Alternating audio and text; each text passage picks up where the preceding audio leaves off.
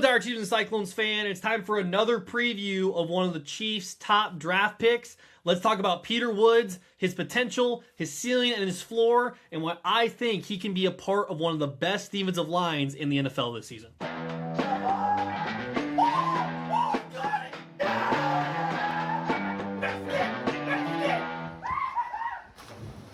My name's AJ Caldwell. Welcome back to Cyclone Kingdom. We're here with another preview of the Chiefs 2026 draft picks. Monster Lane's already happened. Go check out that video on our YouTube channel.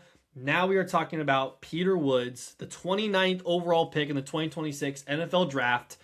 Let's talk about him. Let's talk about what his potential actually is. He's wearing number 99.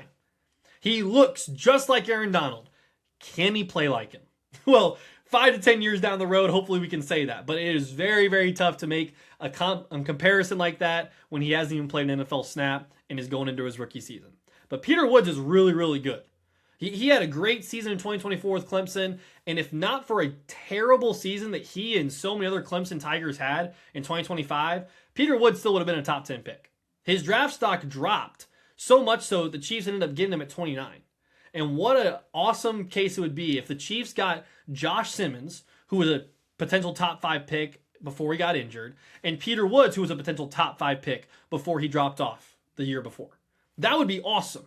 Because Josh Simmons, when he's been able to play, has shown that he is elite, an elite left tackle. Peter Woods, when he's been able to play for Clemson in 2024, when he was just a monster, proved that he was one of the best interior defensive linemen in general in the country. So what is his ceiling? What is the ceiling for Peter Woods going into this season?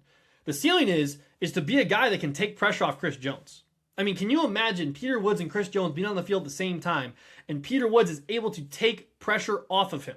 He's able to get to the quarterback on his own. He's able to allow Chris Jones to get to the quarterback without having to worry about a double team or a triple team.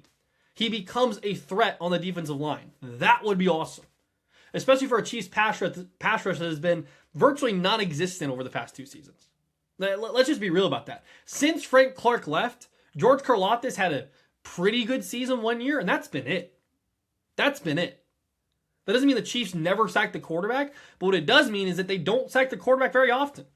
And that is crucial when you have quarterbacks like Josh Allen, Lamar Jackson, Joe Burrow, Matthew Stafford, Drake May, the list goes on, of elite playmaking quarterbacks that can use their legs. You have to get a guy that can go to the quarterback.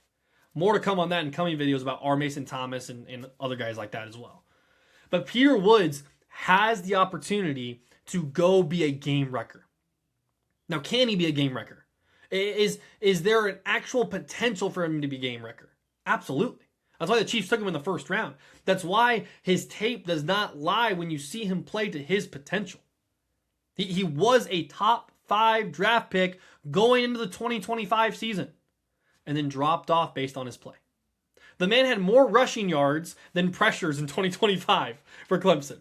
You heard me correctly. He was in offensive packages where he had more rushing yards than he did defensive pressures the entire season at Clemson. Now, Andy Reid, I know, is salivating about that because he's going to be a part of an offensive juggernaut that I think the Chiefs are going to be this season, even with or without Rashee Rice, Kenneth Walker, Travis Kelce. I think Tyquan Thornton and Xavier Worthy take huge steps forward. That's for our offensive preview in a video to come this summer. But Peter Woods can be a goal line package type of guy, Dontari Poe type of guy that you can plug and play wherever you want, really. But on defense, his ceiling is that he can be a game wrecker where he and Chris Jones get to have one-on-ones all day long. What's his floor? What's his floor? His floor is that not only is he just another guy, but he's a Derek Nottie. All respect to Derek Nottie. Or a Mike Dana. All respect to Mike Dana. Like, he's just not elite at all, and he just kind of is out there to take up space and hopefully stop the run. Like, that would be his floor. Now, rookies, you can't expect too much from, but when the Chiefs spend so much on defense, especially when Chiefs fans like me and others are upset they didn't go after a wide receiver, knowing that Rashee Rice was going to be untrustworthy. When the Chiefs go after defensive players like that, you have to believe they see something and want them to go be elite. But the floor for Peter Woods would be that he's not elite. He's just out there taking up space, and he is okay at stopping the run, not great at stopping the run, and he can't get to the quarterback. He's virtually incapable of getting to the quarterback. So what's the realistic view between his ceiling and his floor? Realistic view for Peter Woods, based on his talent, is that he's somewhere right in the middle. He's somewhere right in the middle where he is able to get to the quarterback, he's able to stop the run, but he still shows that he's a rookie.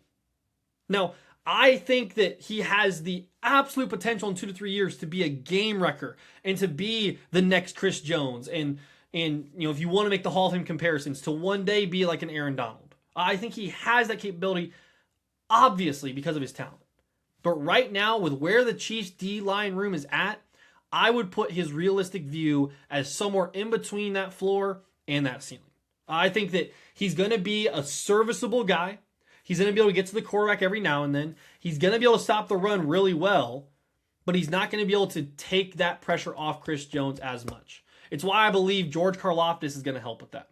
It's why I believe Khyiris Tonga is going to get probably more reps than Peter Woods will, because Tonga's got that experience. And then it's all dependent on the guy we're going to do the next video on, R. Mason Thomas. So stay locked in and stay liked and subscribed for all that, because R. Mason Thomas will be the X factor for the Chiefs D-line. He just will. So I think Peter Woods will be good. I don't think he'll be great. I don't think, going back to talking about Monster Delane, that he'll be this really good defensive player. But I think his long-term trajectory might be better than any of the other draft picks the Chiefs got.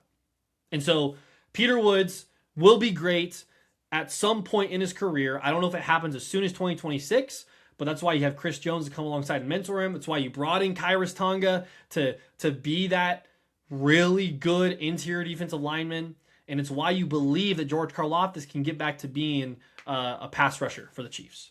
So leave your comments down below what you think about Peter Woods, what you think about his potential, what do you think about a realistic view for him in the upcoming 2026 season. We'll continue to roll out each player's preview that the Chiefs drafted in 2026 NFL Draft.